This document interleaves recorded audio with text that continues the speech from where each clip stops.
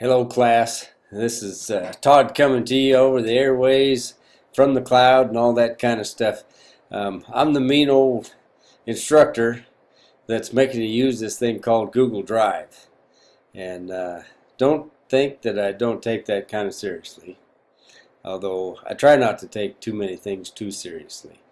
Um, Been using it just to give you a little bit of a rundown and explanation, actually, because I know there's a couple people that I'm putting them outside of their comfort level when I'm asking you to do this, and I do appreciate the fact that you already know Microsoft um, Excel and Word and that sort of thing, and that sometimes you don't feel like I I appreciate, or anybody appreciates, the fact all that time that you've invested in those particular programs. Um, the reason we used to use those programs, and I still do to a certain extent. Um, just to give you a little explanation, I learned about Google Drive about 10 years ago and have been using it ever since, especially in this classroom setting like this. Just primarily because it actually gives us the ability to work on the same document in real time if we want to, or whenever we want to in the other areas. So, I mean, with those of you that are out there in Eastern time, we're 2 hours behind that. I can switch it on when I get to work, and I can take a look at what you've been working on that morning or that late in the evening, and it's no problem. And I can interact with you in that regard. And this is something, and I know you've heard me say this in some of the other videos I've made, is that computers have been promising us this. I've been working on computers for over 45 years now, and they've been actually promising us this kind of collaboration and elaboration for almost that long. And finally, we have it. A couple things maybe just might allay some of your concerns and that sort of thing is that it just so happens that Google Drive is completely compatible with any of the Microsoft tools that you might work with. I know when you compare the two, Google Drive doesn't quite have the number of bells and whistles that Microsoft has. If you build something in Microsoft, in fact, you can upload it or actually save it as a Microsoft file and then use it in Microsoft, changing it however you want, with all the bells and whistles at your disposal. So, that's available to you. And I know I've actually used it, and it works quite well. There is a collaborative tool that Microsoft has. I think it's called Microsoft 360, and you can put it all on all your devices, and a couple of you from different devices, different places can actually work and collaborate on some of these files.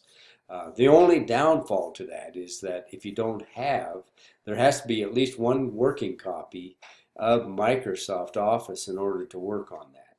And anyway, this here actually gives you the ability to work on Microsoft, Open, all the other files that are available. I can work on my Apple spreadsheets and things like that too if I want to.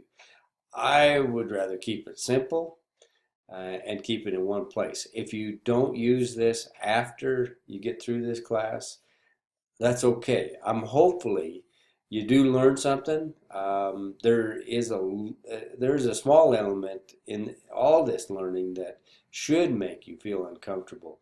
Generally, people I've discovered over the years don't learn much when they're continually content or they're continually comfortable. You have to kind of stretch yourself, okay? And that's what learning's about. And I feel for you if that's one of the things. There's a bunch of you that just like Drive too, um, and that's good too.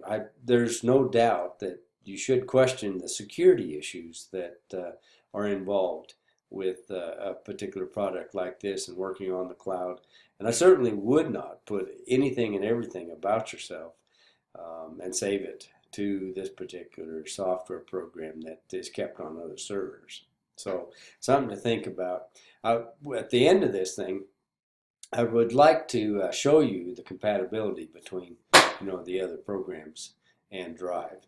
But the first thing, and I wanted to embed this within a video, is that I really appreciate about 50% or a little better of you are getting in there and getting your assignments done. And I really, really, really appreciate that.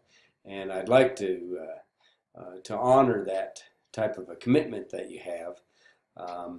What I will do and offer to you is that I'll give you an extra 5 points if you turn your assignments in at least 24 hours ahead of time. That means my assignments are always going to be due on Sunday evening, and if you get it in by Saturday evening by 11:55 or whatever the time is, I'm not going to quarrel with you on a 30 seconds or a minute or two or something like that. But anyway, I'll give you an extra 5 points. I think in life, generally when you show up on time, you're late. That's just kind of how I am a little bit. If you're there 5 minutes early, it means you're on time. And I'm going to give you the whole week to get this assignment done. And I do realize, I mean, I've got a busy schedule myself. I'm not trying to just put it all on me or make this about myself, but not only do I teach full time, I've got a lot of business that's going on in and around me. We have our own couple of businesses that we run on the side and things like that. So I do understand that. If you are going to be late with some of these assignments, you can certainly, I would say this, certainly you can email me. That will get to me, and I will get it eventually at least.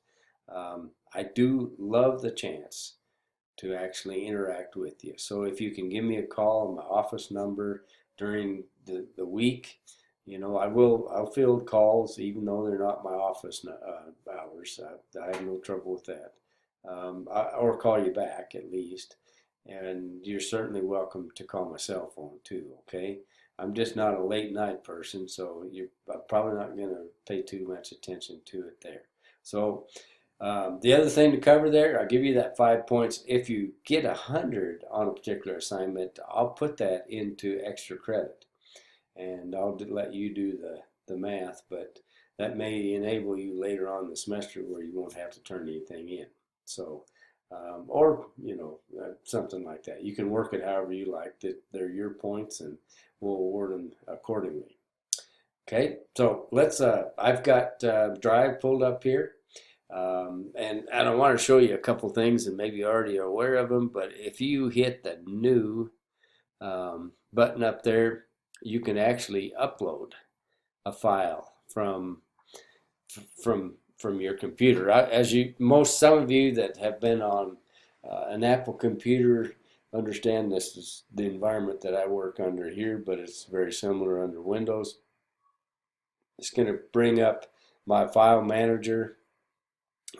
Here's all my files on my desktop. Maybe might want to pull up some pictures possibly. And we might pull that one up. And it's going to actually upload that file. I can do that for any of my Excel files, my Word documents, my presentations through PowerPoint or anything like that too. And keep them as a Microsoft Office file, or I can convert them. And I'll let you fool with that part of it, but you could convert them to Google and actually make changes to them if you like and store them on the cloud. The big thing, as many of you pointed out in the forum that we had, is that once they're up on the cloud, then I can be anywhere as long as I have Wi-Fi, and I guess to a certain extent cellular coverage, and pull that thing out, which is kind of handy. I know, I've lived in rural areas all my life, and the idea of actually having Wi-Fi wasn't even dreamt of until maybe a couple of years ago. In some of our camp areas where we're in the backcountry, we actually are getting more and more cellular service, so a lot of the stuff has come to us and can be used, and may be available to you as well. So anyway, that's one way that you can bring, something that you've made somewhere else with a different program and bring it into the cloud. You have lots and lots of room for storage on drive, so that you can keep a backup at the very least, or something that will be available to you wherever you're at in the world, in fact. So as long as you have that Wi-Fi availability. The other thing is that we can actually, I've got these are some students here, but and I'll go into one of your classmates, Jake's file here, and he has actually shared that with me with editing ability, so I can actually go in there and collaborate with him on this particular file. He's done a great job on it. I don't need to collaborate with him, but I can do a couple things here under File. If I pull that down, I can actually download it to my computer or a drive of some kind, and I can do this as a Microsoft Excel file, an open document, a PDF, a web page, HTML, comma separated, a text file type of thing, or a tab separated files. Those are kind of database files that you might use and could be compatible with spreadsheets. But those things are available to you as a Word document as well. One of the things that I will caution you about is that when you upload a Word file, Microsoft, and I'm not getting on Microsoft, so don't get your feelings hurt here, but Microsoft actually includes a whole bunch more code than Drive does, or a lot of these other programs do. And when you bring it up and try to convert it to a Drive file, it may set things off a little bit as far as things go. So don't be surprised if things are changed, or formatting is a little bit different if you were to actually bring it into a Drive file. You can bring it up in as a regular document, Word document, and then go and get it with your Word program, and you'll be fine. But you have the extra code in there. The one thing that does work really well is to build something in Drive, convert it to a Word file, and use it within the Word environment, because it doesn't have all that extra stuff in there that would change the formatting. So that might be some ideas. Hopefully that has settled some of you down, and maybe some of you didn't care about any of that. But if you didn't care about all that, then I go ahead and take advantage of the extra credit that's available in this class for turning stuff in at least a day early. Okay, so let me know if you have any questions, problems. You just want to call up and visit, that sort of thing.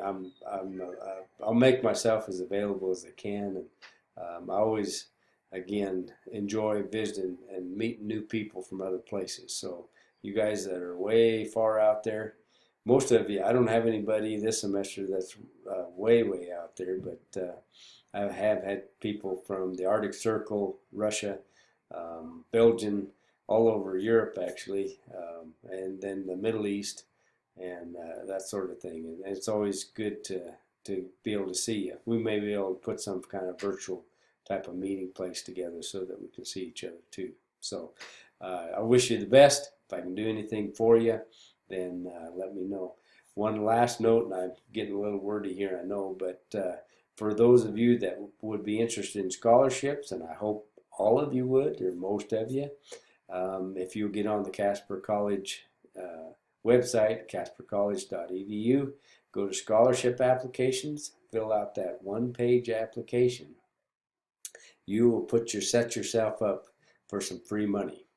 And I don't know about you, but those things are always pretty nice when they come in like that. And we're real fortunate enough to be able to select a lot of students that are in our programs to get some of these scholarship things.